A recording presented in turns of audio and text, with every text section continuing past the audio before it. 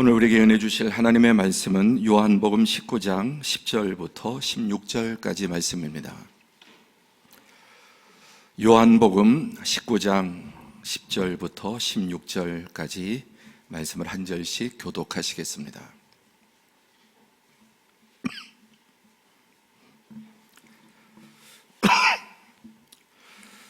빌라도가 이르되 내게 말하지 아니하느냐? 내가 너를 놓을 권한도 있고 십자가에 못 박을 권한도 있는 줄을 알지 못하느냐?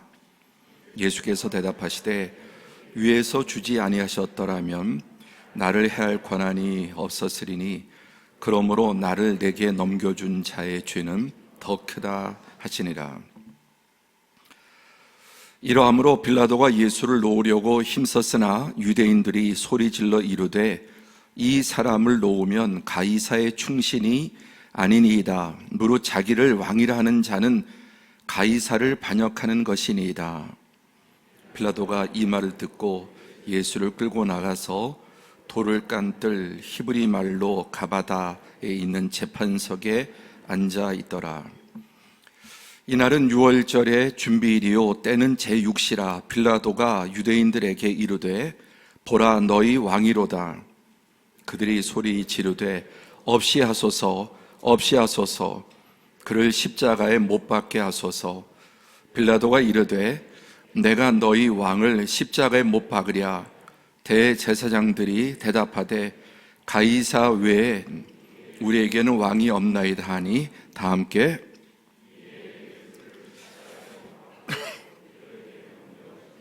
아멘.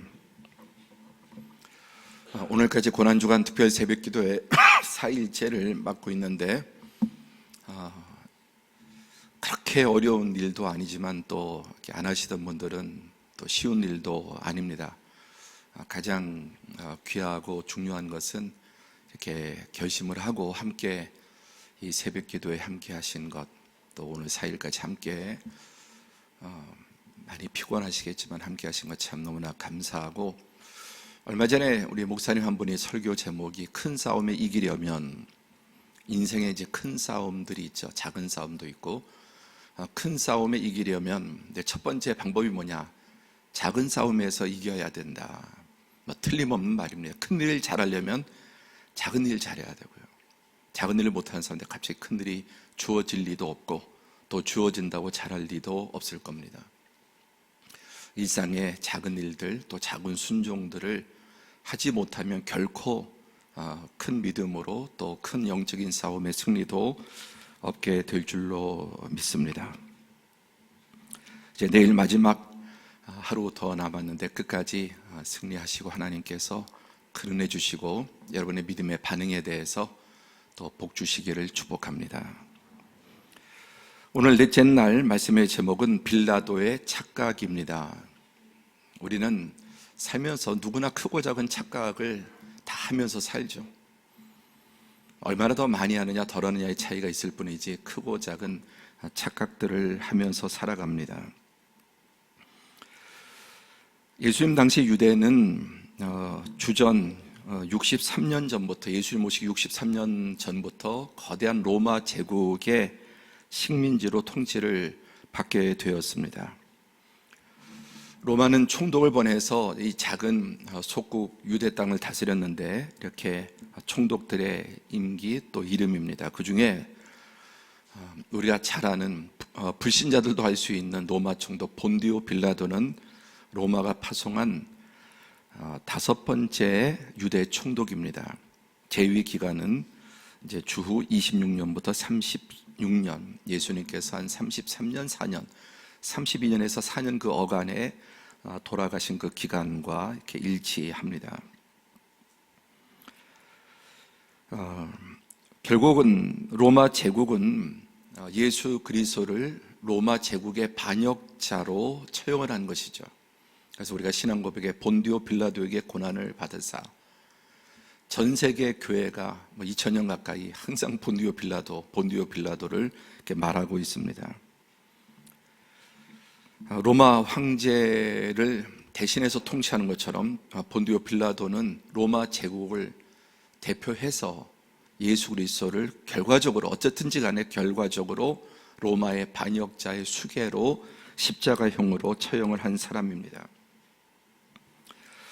예수님은 6번의 재판을 받으셨는데 역사상 가장 짧은 시간에 가장 많은 재판, 또 다양한 재판, 그리고 그것도 더구나 가장 끔찍한 십자가형을 받으셨는데, 첫 번째 이제 은퇴한 대제사장 안나스, 그 다음에 현직 제사장 가야바, 그리고 산헤드린 공회, 또 빌라도에게 첫 번째, 또 빌라도가 헤롯에게 패스했더니 또 내가 그걸 왜 받냐고 다시 헤롯이, 여우 같은 헤롯이 다시 빌라도에게 예수 그리스도를 돌려보내서 결국은 빌라도는 이제 예수 그리스도를 사형을 선고할 수밖에 없게 되었습니다. 한 10시간 남짓의 6번의 재판, 있을 수 없는 또 개인적인 관정에서, 또 의회에서, 그리고 로마 총독에서, 또 분봉왕 헤롯에게서 이런 재판을 받은 하나같이 이 재판은 이 생각이 났습니다. 여러 해 전에 개봉한 영화 가운데 부러진 화살이라고 하는 영화가 있는데 거기에 명대사가 나옵니다. 이게 재판이냐 개판이지. 아마 들어보신 기억이 있을 겁니다. 재판만큼은 마지막 보루가 되고 공정해야 되는데 재판도 썩고 부패할 수가 있습니다. 그야말로 역사상 불의한 많은 재판들이 있었겠지만 그 중에 가장 개판 같은 재판이, 또 재판이라 할 수 없는 것이 바로 예수 그리스도의 재판이었습니다. 오늘 본문은 로마 총독 빌라도가 예수님을 신문하는 신문 중에 대화하는 내용입니다. 영화에서 이렇게 잘 표현되어 있습니다. 먼저 빌라도는 예수를 신문하면서 그가 얼마나 완전한 착각에 빠져 있는 사람인가. 착각은 보통 잠깐 하기 마련인데 일평생 착각하고 살아가는 거죠. 가장 무서운 심각한 착각은 어리석은 자는 마음에 이르기를 하나님이 없다고 생각하는 착각. 인간이 할 수 있는 가장 심각하고 또 광범위한 영원한 피해를 가져다주는 착각입니다. 오늘 이 대화에서 빌라도는 이렇게 당당하게 말합니다. 빌라도가 이르되 내가 말하지 아니하느냐, 내가 너를 놓을 권한도 있고 십자가에 못 박을 권한도 있는 줄을 알지 못하느냐. 아무도 이것을 착각이라고 생각하지 않지만 심각한 착각입니다. 이제 조금 더 본문을 보시면 이해가 될 것입니다. 이 상황 속에서 당연히 빌라도는 지금 나사렛 예수, 힘도 없는 이 나사렛 예수 생사 여타를 결정할 수 있는, 죽이기도 살리기도 할 수 있는 절대적인 권한을 가진 사람입니다. 자기도 알고 있고 모두가 그렇게 알고 있습니다. 자, 개인적인 착각이 있고 집단적인 착각도 있습니다. 이런 종류의 착각은 개인의 착각이 아니라 집단적인, 온 인류가 거의 다 가질 수 있는 착각이라고 할 수 있습니다. 내가 너를 놓을 권한도 있고 십자가에 못 박아서 죽게 할 수 있는 권한도 가지고 있는 걸 모르느냐, 이렇게 겁을 줍니다. 사실 빌라도는 예수님에 대해서 오늘 본문에서만 3번째 무죄를, 결국은 무죄를 말합니다. 그리고 그 이전에 2번에 예수가 죄가 없다는 것을 알고 있습니다. 첫 번째가 빌라도는 로마 총독으로서 이미 나사렛 예수에 대한 정보를 통해 예수는 전혀 로마에 반역하거나 위험한 자가 아님을 누구보다 잘 알고 있었습니다. 로마 총독인데요. 예수가 가는 곳마다 수만 명, 수천, 수만의 사람들이 모여다니고 왕을 삼으려고 하는 이런 분위기. 로마 총독부에서 가장 그 관심을 기울이고 또 추적하고 파악하려고 하는 게 바로 이런 사람 아닙니까? 나사렛 예수가 등장했을 때, 그가 뜨기 시작했을 때 가장 촉각을 곤두세우고 나사렛 예수를 추적한 사람, 그리고 조금이라도 위험한 인물이라고 생각됐다면 당장 리스트에 오르고 체포하거나 처리했을 것입니다. 그러나 나사렛 예수가 3년 6개월 가까이 이렇게 온 센세이션을 일으키고 사람들을 몰고 다니고 별 기적을 일으켰음에도 불구하고 빌라도는 전혀 나사렛 예수를 하지 않았고 어떤 문서에는 나사렛 예수를 빌라도가 은근히 보호했다. 알게 모르게. 그런 문서도 역사상의 기록 가운데 있습니다. 두 번째, 빌라도는 재판을 시작하기 전에 아내의 요청이 있었습니다. 우리 마태마가 누가 요한복음은 예수님에 대해서 4명의 이 기록자들이 다양한 관점에서 일치하는 것도 있고 또 다른 측면도 있습니다. 그래서 함께 다 함께 모아야 완전한 그림이 나옵니다. 모양이 나옵니다.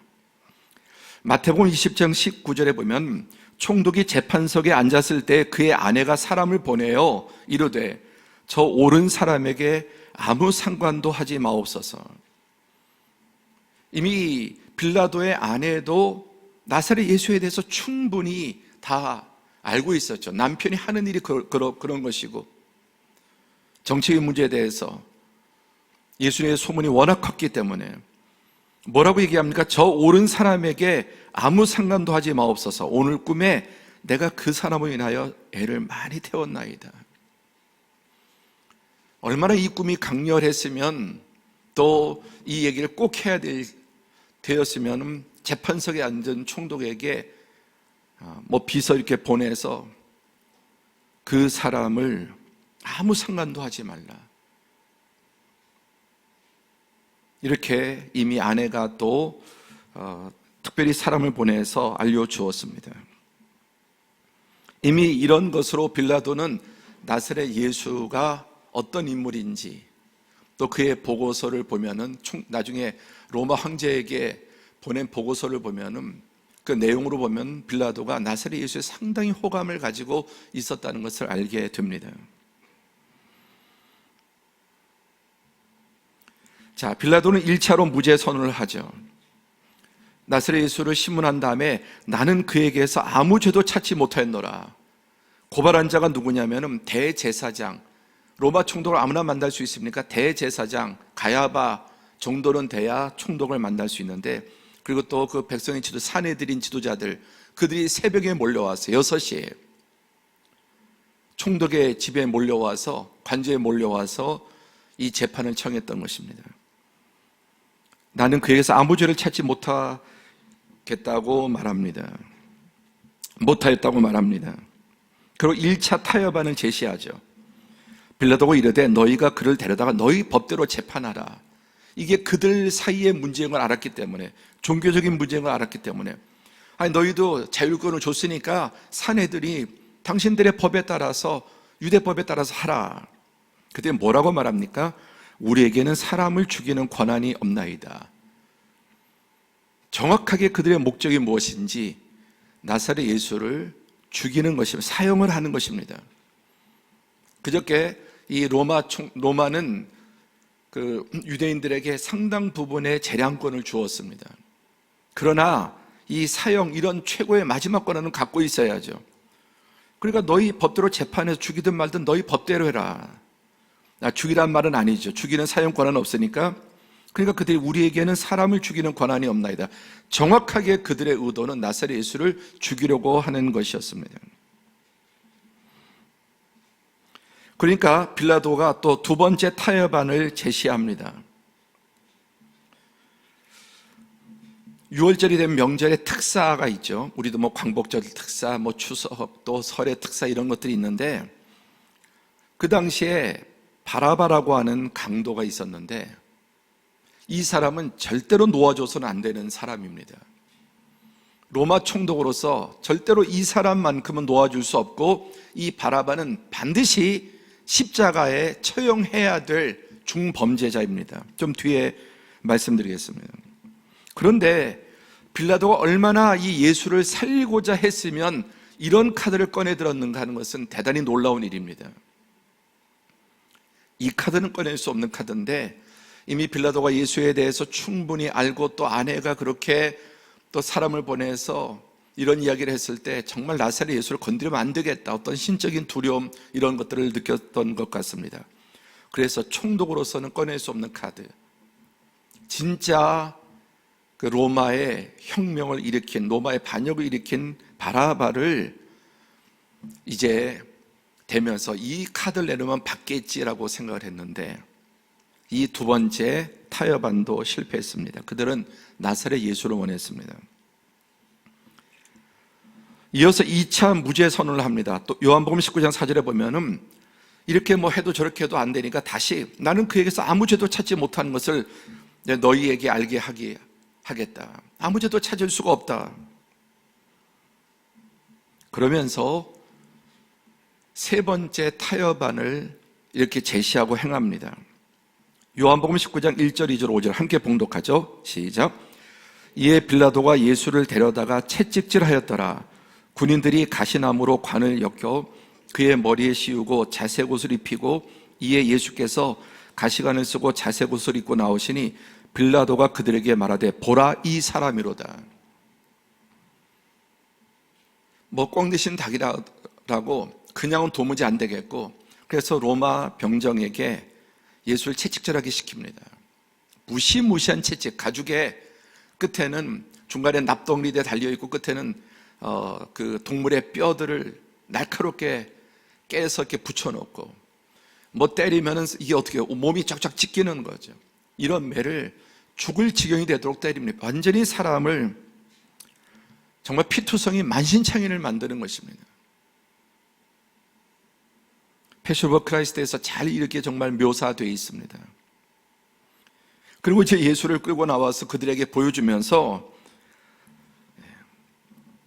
성난 군중들 또 유대의 그 사내들인 지도자들에게 자, 이 정도면 되지 않냐? 아무리 너희가 미워도 이런 만큼 만신창이를 피투성이를 만들어 놨으니까 이제 이 정도면 되지 않았을까 생각을 했습니다.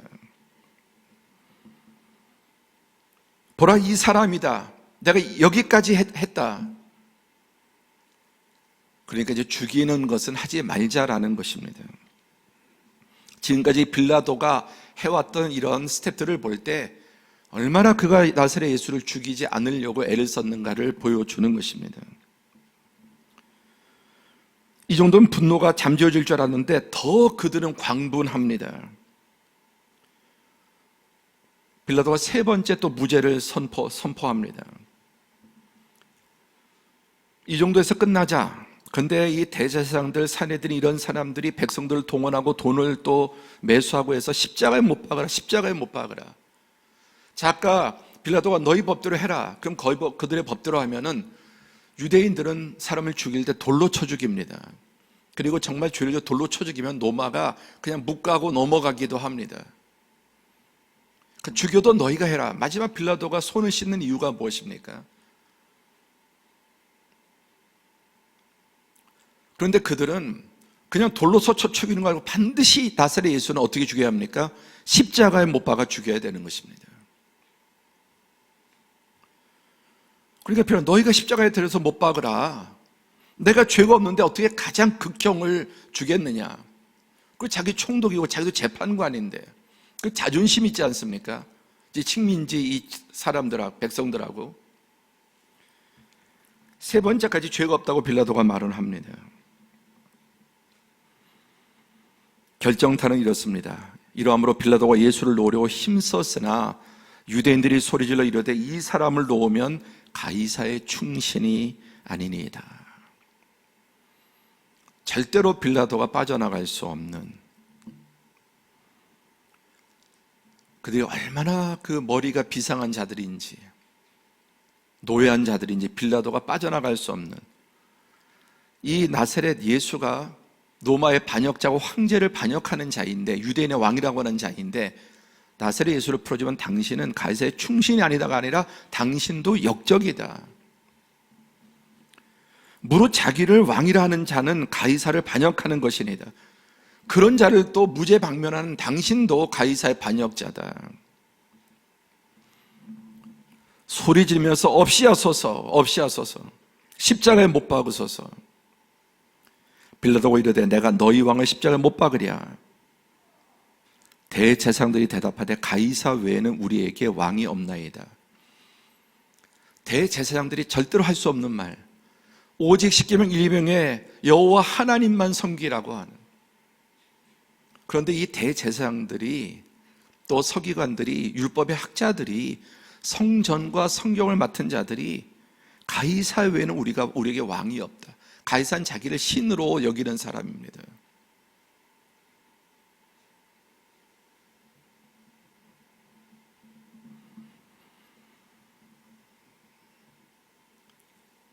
정말 이것만큼은 하지 말아야 될 자들이 그 선도 다 넘어버립니다. 그런데 이 모든 일이 여러분, 아까 빌라도가 내가 너를 놓을 권세도 있고 죽일 십자가에 달 권세도 있는 걸 네가 모르느냐 그렇게 떵떵거렸는데, 정말 그럴 수 있다고 생각했는데, 그리고 제가 할 수 있는 모든 수단과 방법 타협도 제시해보고 바나바 카드도 꺼내보고 그 무시무시한 채찍의 카드도 꺼내보고 하나의 카드도 먹히지 않았습니다.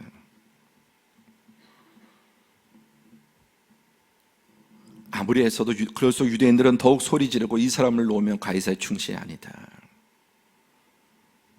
우리에게는 가이사 외에는 왕이 없다.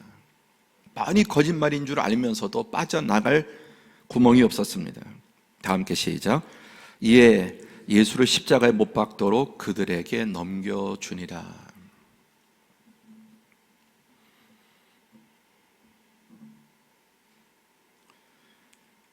이 모든 일들이 어떻게 여러분 일어나게 되었습니까? 아까 우린 그 사진에서 빌라도 로마 총독과 죄수 나사렛 예수 힘없는, 제가 지켜줄 것처럼 또 절대로 죽게 하지 않으려고 했지만 결국 마지막에는 부끄럽게 손을 씻으면서 너희들이 다 책임져라 하고 넘겨주고 말았던 것입니다. 그리고 이 모든 일들은 이는 예수께서 자기가 어떠한 죽음으로 죽을 것을 가리켜 하신 말씀을 응하게 하려 합니다. 예수님은 돌에 맞아 죽어서도 안 되고 칼에 맞아 죽어서도 안 되고, 예수님은 반드시 어떠한 죽음으로 죽을 것을 이미 구약 성경에 신명기 21장 23절에 나무에 달려 죽을 것을 말씀하고 있습니다. 나무에 달려 죽은 자는 하나님의 저주를 받은 자로서 온 인류를 대신해 하나님의 저주를 받아 반드시 나사렛 예수 메시아는 나무에 달려 죽어야만 했던 것입니다.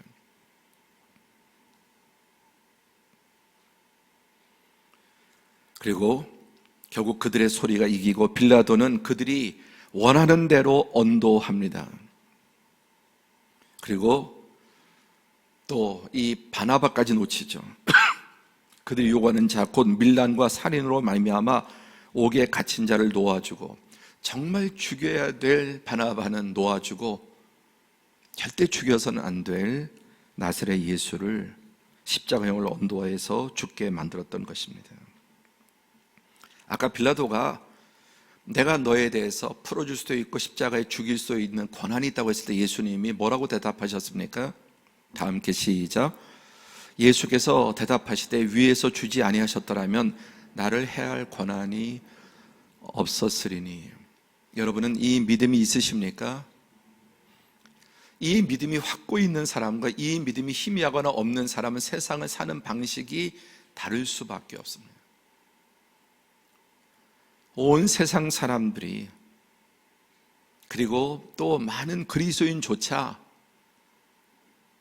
권세가 사람에게 있는 줄 알고 사람을 두려워하고 사람 눈치를 보고 하나님보다 사람을 더 두려워하고 사람의 비율을 맞추려고 하고, 그래서 하나님의 뜻에 어긋나더라도 그 사람에게 맞추려고 하는, 그러나 정말 우리가 이 신앙을 확실히 가지고 있으면 위에서 주지 아니하셨더라면 나를 해야 할 권한이 없으리니. 그 권한이 있는 건 맞는데 그 권한 하나님이 주신 것이고 하나님이 주시지 않으면 다 그 권한은 없어지는 것이다. 저는 무엇보다 다시 한번 우리가 이 하나님의 절대 주권의 믿음을 회복할 수 있기를 바랍니다. 이게 중요한 이유가 세상 사는 방식이다. 두려운 사람이 없고 무서운 사람이 없고 반대로 만만하고 쉬운 사람도 없고 다 존중하지만 세상에 무섭고 굽시고, 당연히 예의 지키고 질서를 지켜야 되지만 전혀 사람을 두려워하거나 사람에게 연연하지 않습니다. 그리고 하나님께서 모든 것을 절대적으로 통치하시는, 겉으로 일어나는 현상을 보면 하나님이 도대체 어디 계시냐, 이 상황에 여러분, 하나님이 어디 계시면 어떻게 이런 일이 있을 수 있겠습니까? 이게 보통 우리도 많이 하는 질문이에요. 하나님이 계시면 이런 일이 있을 수 있습니까? 그런 걸 보면서 하나님에 대한 믿음이 무너져 버립니다. 그렇죠? 뭐 세월호 사건이 터질 때 전 세계 코로나가 이렇게 퍼지고 어떤 물은 전쟁이 터지면 도대체 하나님이 계시면 어떻게 이런 일을 방치할 수 있느냐? 그런 믿음이 많이 흔들립니다. 그런데 성경은 이 모든 일이 하나님의 주권 가운데, 허락하심, 허용 또는 주도 가운데 다 일어난 일입니다. 그러니까 세상을 보는 관점도 겉으로 아무리 움직이고 이렇고 저렇고 정치가 들썩거리고 뭐 이렇게 내가 원하는 대로 된다고 그렇게 좋아할 것도 아니고, 주의해야죠. 주의하고 조심하고, 또 내가 원하는 대로 안 됐다고 해서 뭐 절망하고 나라를 떠나니 많이 그럴 것도 아니고, 누가 되든 하나님을 바라보는 사람, 그게 그리스도인입니다. 여러분에게 이 믿음이 있으십니까? 이 믿음이 강력하게 여러분 장착되기를 축복합니다. 그래야 진짜 그리스도인답게 살 수 있습니다. 한없이 온유하고 겸손하고 부드러워도 절대 사람 눈치 안 봅니다.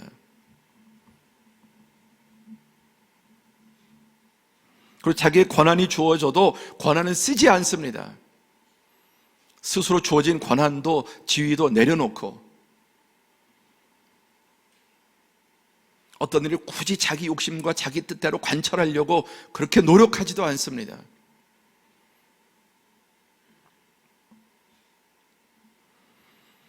빌라도의 착각, 자기가 로마 제국의 막강한 총독이고 나사렛 예수님이 얼마든지 열리든 백이든 지금까지 그래왔고, 죽일 수도 있고 살릴 수도 있고, 한 사람을 갑자기 출세시킬 수도 있고, 높은 자리에 있는 사람을 갑자기 바닥으로 떨굴 수도 있고, 뭐 모든 걸 살 수 있는 능력이 있다고 생각합니다. 로마 황제는 더하겠죠. 그런데 교활한 대제사장 바리새인 올문에 빠져서 꼼짝하지 못하고 오늘 질질질 끌려다니고, 아무것도 자기 뜻대로 하지 못하고, 그리고 가장 하지 말아야 될 그가 총독으로서라면 바나바를 풀어주는 일을, 그런 카드까지 꺼내고도 자존심 다 깨지고 완전히 그 유대인들, 식민지 이런 사람들 앞에서 완전히 박살이 납니다. 왜냐? 하나님이 허락하지 않으셨기 때문에. 아멘. 그 전에 자기가 죽이든 뭘 하든 이것도 하나님이 허락이나 허용하셨기 때문에 가능한데, 오늘 하나님이 못 빠져나가게 딱 이 모든 것을 통해서 빌라도를 막으시니까 옴짝달싹 못하고,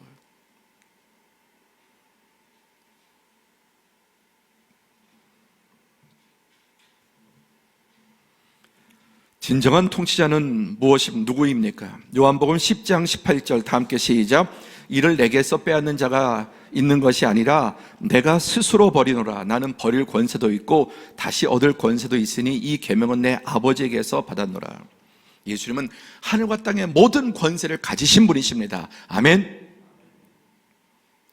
그러니까 죽음조차도 뭐 병이 걸린다 해도 그런 것들 기도하고 뭐 피하기 원하지만 두려워하지는 않습니다.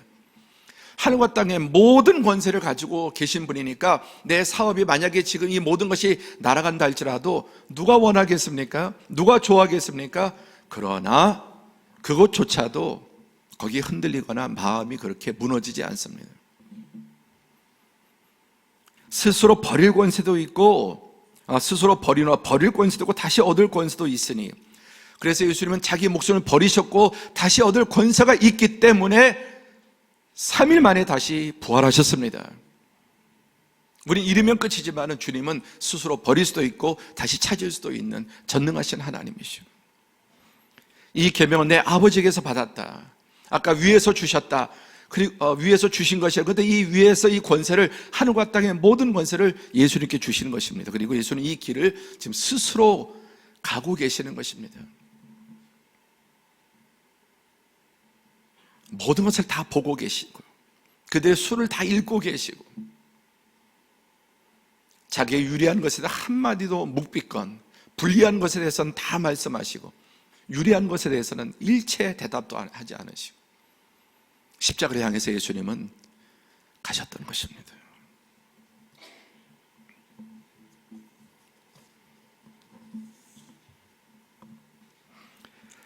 여기 마가복음 14장 1절에 보면은 대제사장들이 사내들이니 명절에는 하지 말자. 왜냐하면 상당히 백성들이 예수님을 환호하고 왕으로 모시려고 했기 때문에, 그러니까 민의가 어디에 있습니까? 백성들에게 있는 거예요. 그래서 그 6월절에는 해외에 있는 디아스포라까지 다 몰려, 외국에 나가 있던 동포들 다 몰려들어 있고, 그 당시 한 100만 명까지 모였다는 기록도 있습니다.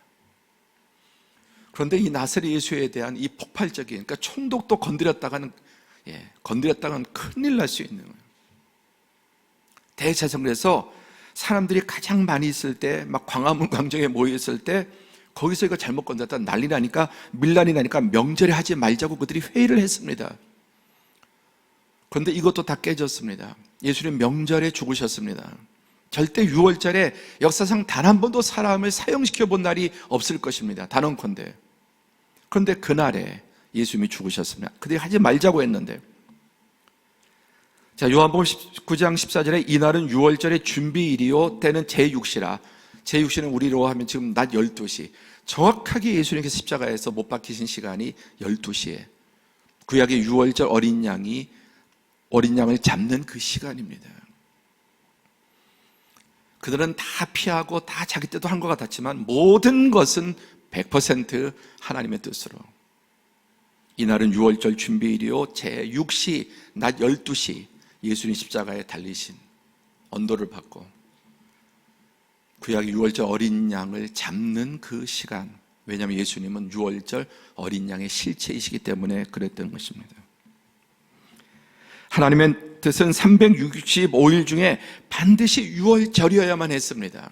그래서 예수님은 이때가 안 됐을 때 도망도 가셨습니다.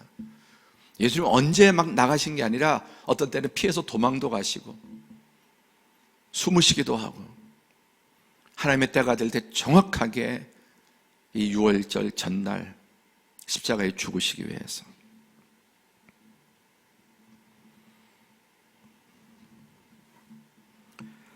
함께 봉독합니다. 함께. 이에 예수께서 가시관을 쓰고 자색 옷을 입고 나오시니 빌라도가 그들에게 말하되 보라 이 사람이라.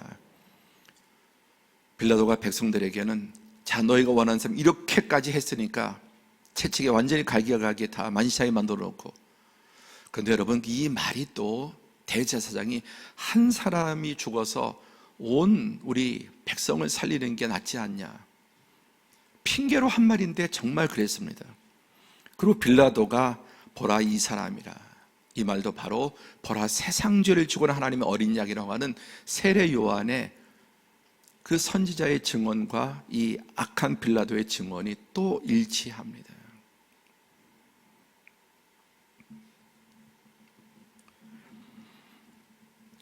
말씀을 정리해 보면은 마태복음 10장 29절에 참새 2마리가 한 아세리온에 팔리지 않느냐, 그러나 너희 아버지께서 허락하지 아니하시면 가장 싼, 사람이 살 수 있는 가장 싼 고기 참새 한 마리도 아무렇게나 떨어지는 게 하나님이 허락하시면 가능하다. 더 나아가서 풀 한 포기가 피고 지는 것도 하나님이 허락하셔야만 가능하다고 말씀하십니다. 요나서 보면 하나님은 주권이 벌레 한 마리에게도, 그 다음에 바람에도, 바다의 물고기에게도, 모든 것에 하나님의 절대적인 주권이에요. 요나의 박넝쿨에 벌레 한 마리가 기어 올라가서 그걸 갉아먹게 하는 것에도 하나님의 통치가 임하고, 머리카락이 몇 개인지까지 그분은 다 쉬고 계시다고 말씀하십니다.